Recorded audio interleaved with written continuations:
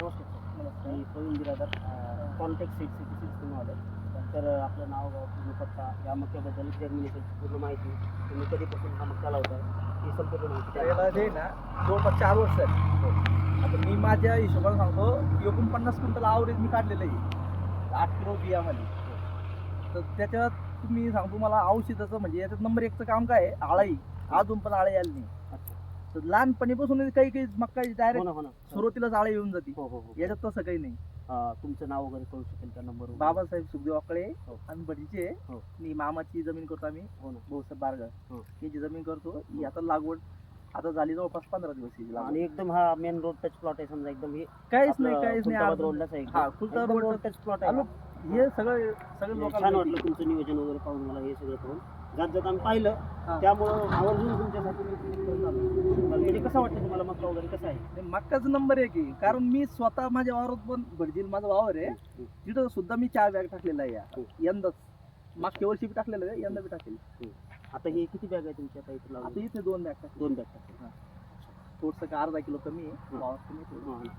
हा. बाकी काही विषय नाही. म्हणजे जवळपास आता हे एक 35 गुंठे दिसते.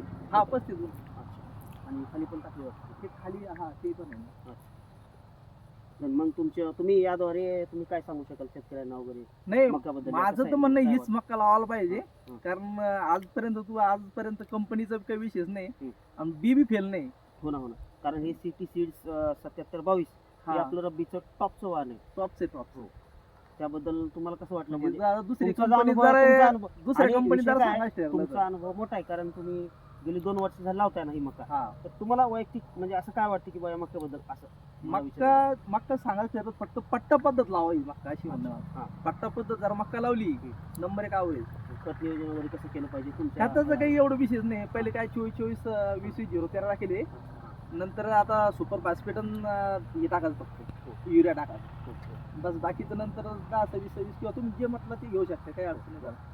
निश्चितच तुम्हाला नंतर आम्ही भेट देऊ, कारण हा प्लॉट रोजच आहे. आम्ही येत जात राहू. चालेल. म्हणजे जशी ग्रोथ होईल तशी माहिती आम्हाला पण भेटी जाईल. चालेल. छान जर्मिनेशन तर छान झालेलं आहे आणि प्रत्येक ठिकाणी आपण पाहतोय व्यवस्थित प्लॉट आहे. असं कुठंच खाली वरी काहीच नाही. एक लेवल जमीन, एक लेवल प्लॉट आहे. धन्यवाद सर. धन्यवाद.